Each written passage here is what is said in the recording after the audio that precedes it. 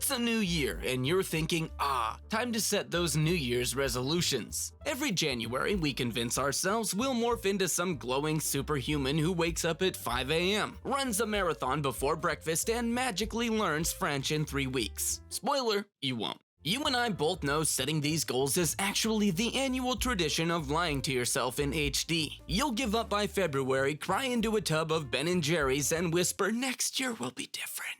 Guess what?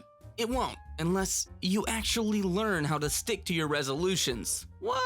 Stick to my resolutions? Bold concept, right? Let's dig in before you convince yourself that buying a $50 planner will solve your personality. First things first, stop setting resolutions that require you to turn into Elon Musk on Adderall. You're not going to read 365 books, go keto, or start a side hustle that makes 6 figures by June. Relax, Jeff Bezos. Focus on one thing at a time. The trick here is to make your goals realistic, specific, and actually achievable. Instead of get fit, say, I'll do 20 squats a day so my legs don't look like 2 uncooked noodles. Instead of save money, say, I'll stop spending $6 a day on coffee that tastes like boiled regret.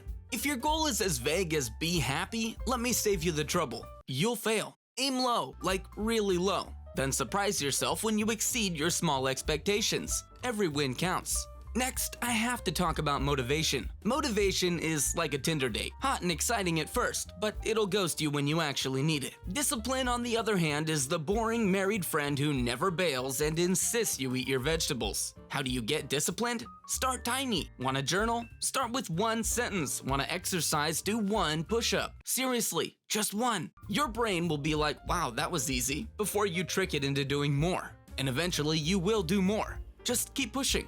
Momentum is your best friend. The more wins you rack up, the more you'll start to feel like a functional human being, instead of the existential blob you've been channeling since 2019. Here's a harsh truth. You're gonna mess up. And not in a tee-hee, I skipped the gym once way. I mean spectacularly. Like stress eating 3 entire pizzas while binging true crime documentaries about people who have their lives less together than you. And that's just fine. Just don't make failure your full-time job. Use the 2-day rule. Never skip your goal 2 days in a row. Skip 1 day, normal. Skip 2 days, you're sliding down a shame spiral that ends with you Googling how to delete myself from existence. And hey, if you fail spectacularly, at least you'll have a fun story for therapy.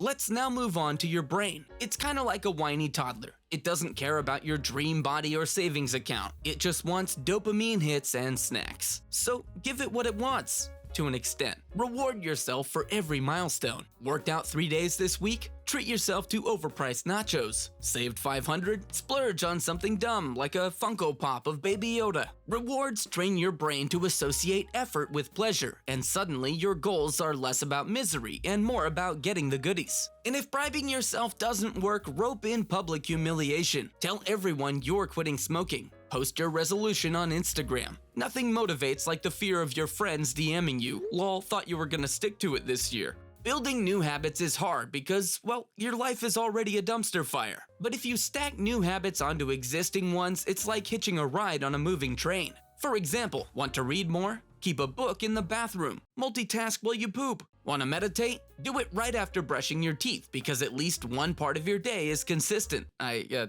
hope. Want to journal? Do it during your morning coffee instead of doom scrolling TikTok and wondering why Gen Z is cooler than you'll ever be. Habit stacking works because you're already in autopilot mode. You're just piggybacking on routines you already have. You think you'll remember your progress? Wrong. You'll forget everything by next week because your brain is 90% memes and intrusive thoughts. Track your resolutions. Use a journal, an app, or even a scrap of paper if you're feeling particularly feral. Seeing your progress builds momentum. It's like having receipts for your life. Proof you're at least trying. Also, tracking lets you figure out what's not working. If your wake up at 5 a.m. resolution has turned you into a resentful zombie, switch it to wake up 15 minutes earlier than usual. Adjust your goals instead of ditching them altogether, you drama queen.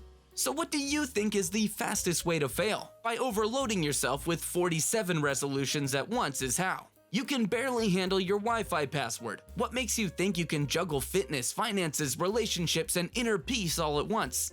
Pick 1 to 3 goals max. You're not Beyonce. You're a normal human who needs time to adjust. Nail one habit before you stack another. This isn't a sprint, it's a slow, awkward shuffle toward a version of you that doesn't cringe every time they see their reflection. Here's an underrated move. Instead of focusing only on what to do, set goals for what you'll stop doing. For example, I'll stop doom scrolling Reddit at 3 a.m. I'll stop eating 90% of my meals in the car. I'll stop responding to Karen's passive-aggressive emails within 5 minutes. Sometimes, subtracting a toxic habit is more impactful than adding a good one. And let's face it, most of us would be thriving if we'd just stop doing dumb stuff. The key to all of this isn't perfection, it's progress. Small, ugly, clumsy progress. And if you fail completely, who cares? Resolutions are just an excuse to try. Start over in March, start over in July, hell, start over next Tuesday. Life is just a series of failed attempts at being better, sprinkled with occasional wins that make it worth it. So set some resolutions, realistic ones, and remember,